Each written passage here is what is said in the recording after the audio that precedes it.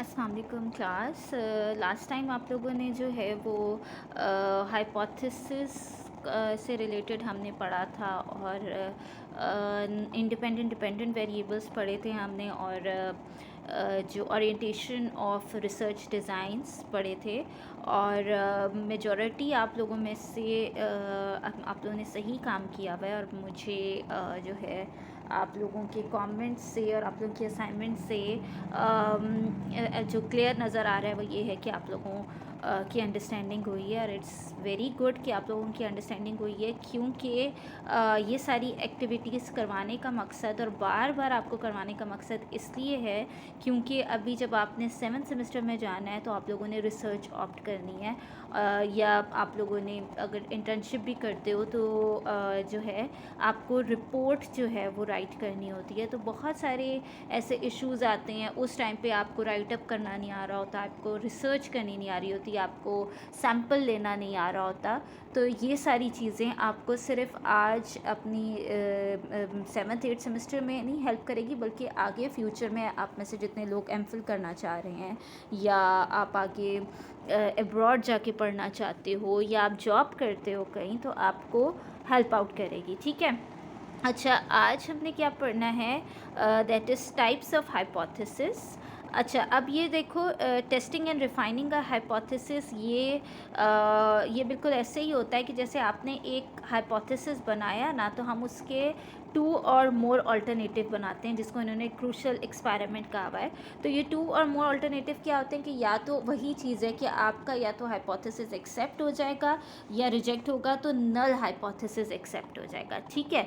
तो यही alternate hypothesis का काम होता है। इसी तरह हम टेस्ट करते हैं और टेस्टिंग क्या होती है हाइपोथेसिस की, एक तो आपका जो फाइनलाइज हाइपोथेसिस होता है उसके साथ आप अपना एक अल्टरनेट हाइपोथेसिस रखते हो कि या तो ये एक्सेप्ट होगा या ये रिजेक्ट होगा, तो नल हाइपोथेसिस एक्सेप्ट होगा।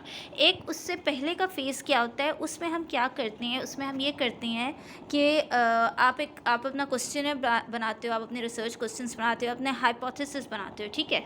फिर आप फील्ड में जाते हो और आप 5 से 10 का सैम्पल डाटा लेते हो। लाइक आप लेट सपोज अपना क्वेश्चन 5 से 10 लोगों से फिलअप करवाते हो, तो उनकी जो फाइंडिंग्स आती हैं ना, उससे आपको पता चलता है कि आपने जो डिपेंडेंट और इंडिपेंडेंट वेरिएबल का रिलेशन बनाया है वो वाकई में कोई रिलेशन है या नहीं है, वो ठीक रिलेशन है या गलत है। और अगर गलत आ रहा होता है तो हम अपना हाइपोथेसिस चेंज करते हैं। तो इस सारे प्रोसेस को हम टेस्टिंग एंड रिफाइनिंग का हाइपोथेसिस कहते हैं। टाइप्स ऑफ हाइपोथेसिस क्या आती है, hypothesis are link in a theoretical causal chain. अच्छा, पहले ये देख लो, crucial experiment, a direct comparison and evaluation of competing explanation of the same phenomenon design to show that one is superior to the other. Crucial experiment क्या कहता है, direct comparison and evaluation of competing explanation, कि ये वही है कि आपकी direct comparison है 2 कंपीटिंग एक्सप्लेनेशन के ऊपर जो कि एक सेम फिनोमेना पे बनी है और जो बताती है कि एक दूसरे के ऊपर सुपीरियर है। ये बिल्कुल ऐसे ही क्रूशल एक्सपेरिमेंट वही हुआ ना कि आपकी एक स्टेटमेंट जो है वो हाइपोथेसिस है, आपका H1 है, दूसरी आपकी नल है। तो या तो आपका नल एक्सेप्ट हो जाएगा या आपका अपना हाइपोथेसिस एक्सेप्ट हो जाएगा। That is crucial experiment. अच्छा, उसके बाद टाइप्स ऑफ हाइपोथेसिस आ जाते हैं। टाइप्स ऑफ हाइपोथेसिस में आप देख लो,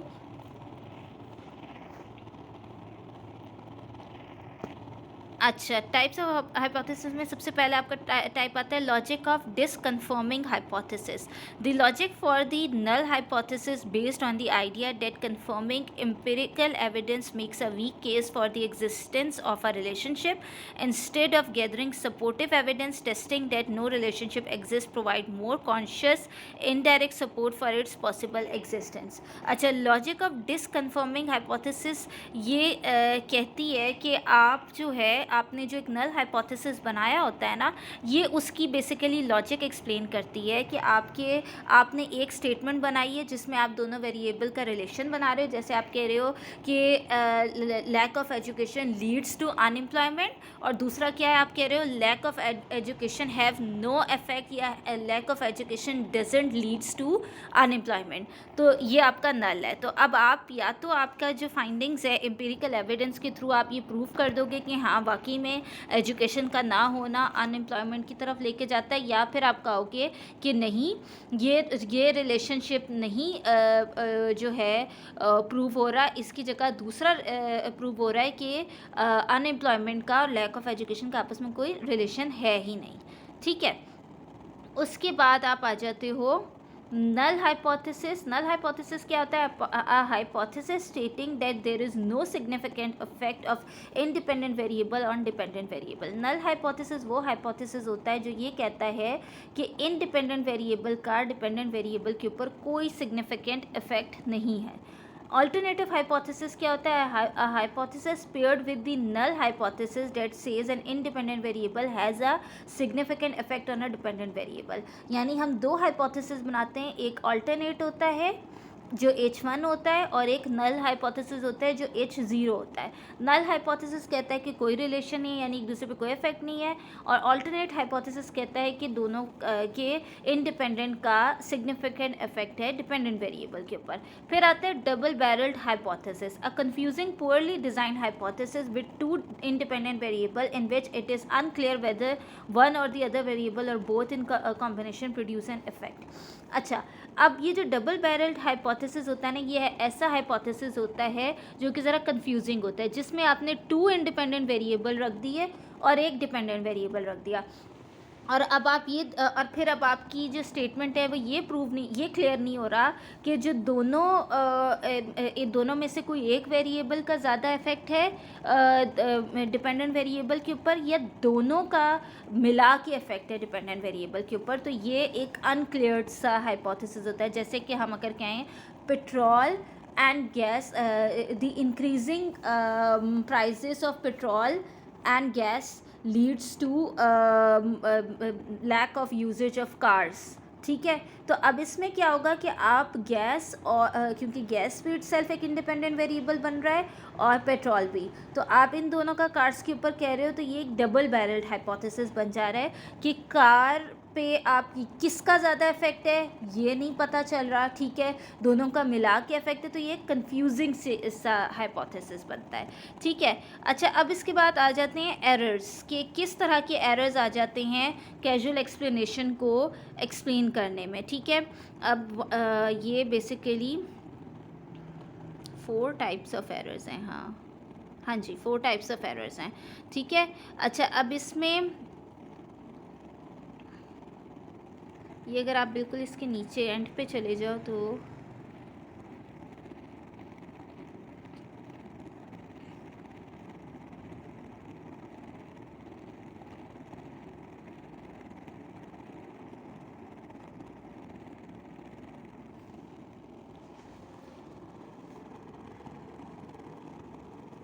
अच्छा, अब आप ये देखो, हमेशा हाइपोथेसिस बनाने के लिए आपको पहले अपने ऑब्जेक्टिव्स, यानी सबसे पहले अब हम रिसर्च में सबसे पहले जो है आपको अपनी प्रॉब्लम डिफ़ाइन करनी होती है, जो आपकी प्रॉब्लम स्टेटमेंट आती है उसी की बेसिस पे आप अपना टॉपिक डिसाइड करते हो। ठीक है, और टॉपिक आपका टॉपिक से पहले आप अपना एरिया ऑफ इंटरेस्ट डिफ़ाइन करते हो। ठीक है, फिर आपकी जो प्रॉब्लम स्टेटमेंट होती है उससे आपके ऑब्जेक्टिव्स डिफ़ाइन होते हैं, आपके ऑब्जेक्टिव्स और रिसर्च क्वेश्चंस। आपके जो ऑब्जेक्टिव्स होते हैं उन्हीं से रिलेटेड आपके रिसर्च क्वेश्चंस होते हैं, और रिसर्च क्वेश्चंस की बेस पे आपका हाइपोथेसिस बनते हैं।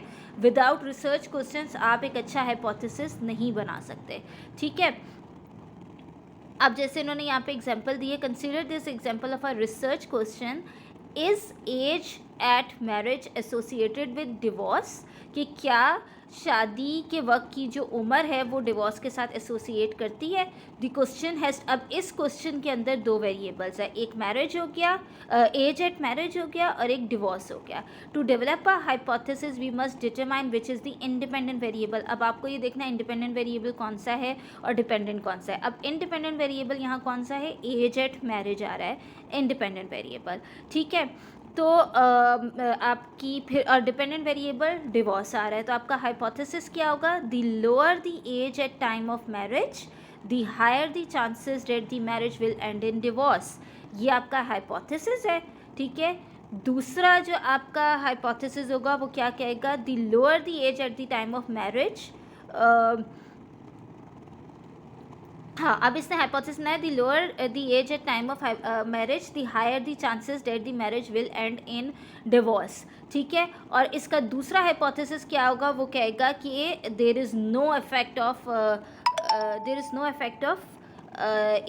As of marriage on divorce ना, ये आपका दूसरा आ जाएगा इसमें जो इन्होंने बनाया है। दूसरा बाकी वो क्या कहते हैं, एक और जो बता रहे हैं वो क्या कह रहे हैं, are couples who marry younger are likely to divorce. ये दूसरा आपका रिसर्च क्वेश्चन है कि वो कपल्स जो यंगर लेवल पे शादी कर लेते हैं, क्या उनकी ज़्यादा जल्दी डिवोर्स हो जाती है। अब इस बेसिस पे आपका हाइपोथेसिस क्या बन रहा है, the smaller the difference between the ages of the marriage partners at the time of marriage the less likely that the marriage will end in divorce।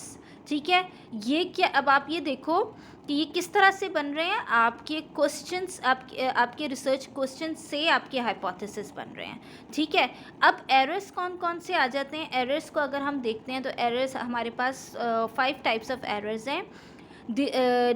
Tautology, the relationship is true by definition and involves circular reasoning। ठीक है, tautology error क्या होता है कि relationship जो आपने बनाया independent और डिपेंडेंट वेरिएबल का, वो बाय डेफिनेशन तो सही है एंड इन्वॉल्व सर्कुलर रीजनिंग, और उसमें एक सर्कुलर कॉज एंड इफेक्ट हमेशा सर्कुलर वे में करता है ना, तो सर्कुलर रीजनिंग है। अब जैसे poverty is caused by having very little money.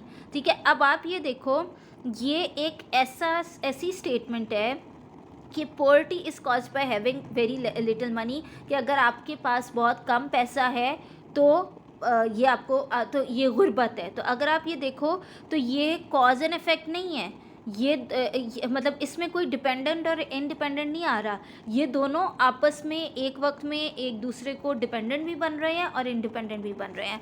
इसीलिए ये एरर है, क्योंकि एक जो हाइपोथेसिस है उसमें एक वक्त में एक वेरिएबल को डिपेंडेंट होना चाहिए और एक को इंडिपेंडेंट होना चाहिए, पर ऐसी स्टेटमेंट में दोनों ही डिपेंडेंट और इंडिपेंडेंट बन रहे होते हैं क्योंकि ये सर्कुलर फॉर्म में आ जाती है, तो ये एरर है।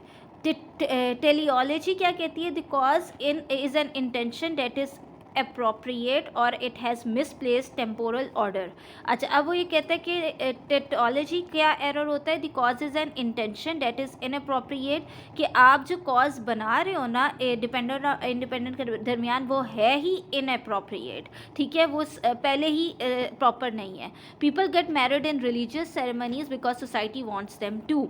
अब ये देखो, लोग शादी करते हैं रिलीजियस सेरेमनी में क्योंकि सोसाइटी चाहती है।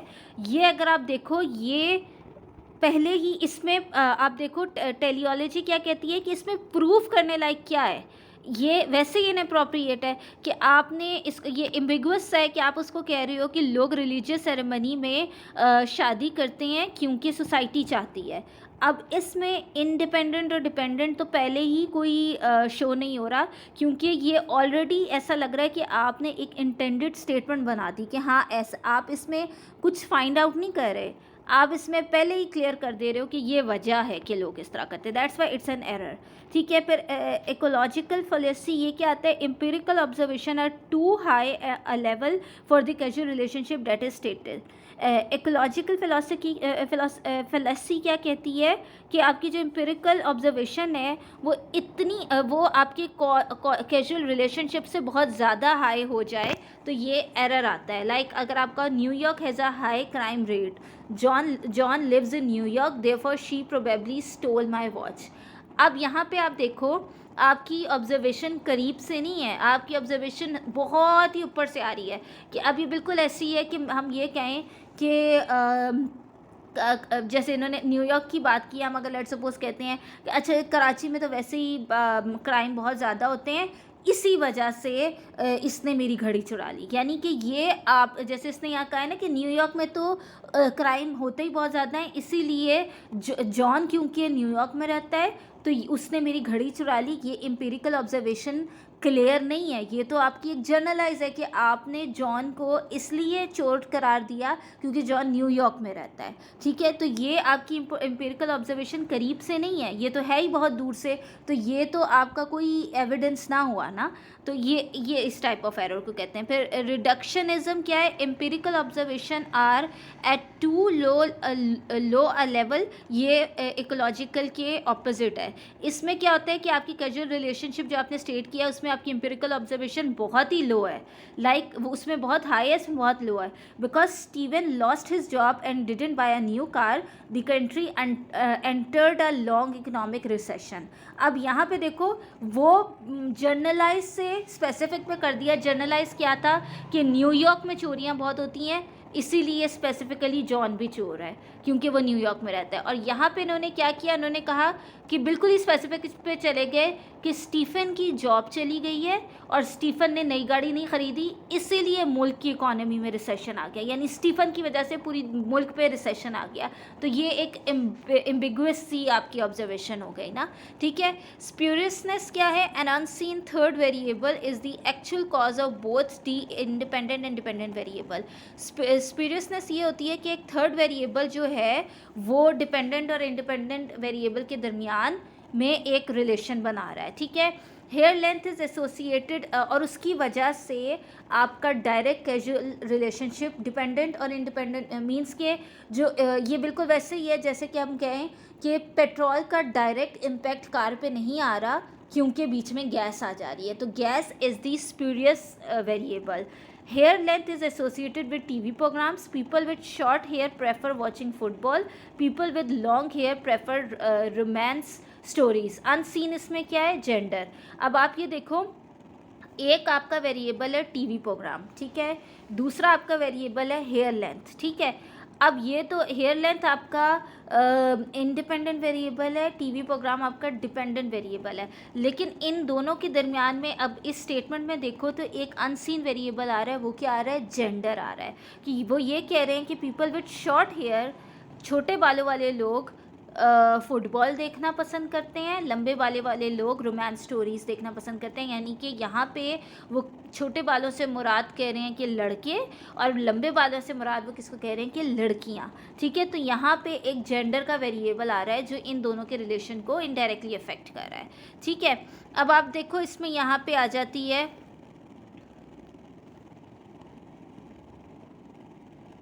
ये इन्होंने इन चीज़ों को एक्सप्लेन किया हुआ है। Tautology not measurable, not earlier in time.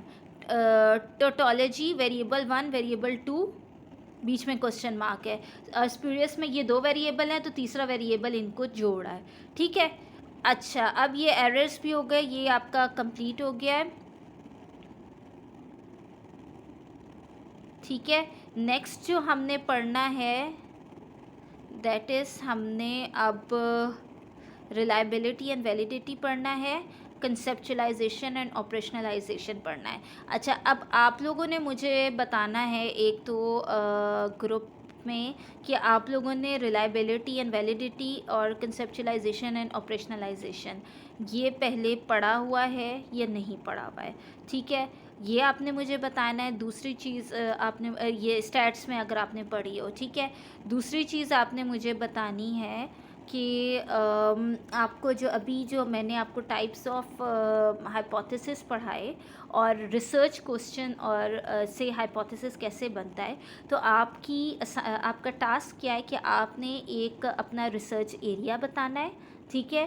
फिर रिसर्च एरिया में से आपने अपना टॉपिक बताना है, फिर टॉपिक में से आपने अपनी एक प्रॉब्लम स्टेटमेंट बतानी है, और प्रॉब्लम स्टेटमेंट के बाद आपने 2-3 रिसर्च क्वेश्चंस बनाने, 2 बना लो मैक्सिमम, और उन 2 रिसर्च क्वेश्चन से अपना हाइपोथेसिस बनाना है, ठीक है। ये काम आप लोगों ने कल का पूरा दिन है आपके पास, आप लोगों ने करके आप मुझे लाइक फ्राइडे आप सैटरडे तक आप लोग सेंड कर सकते हो, ठीक है।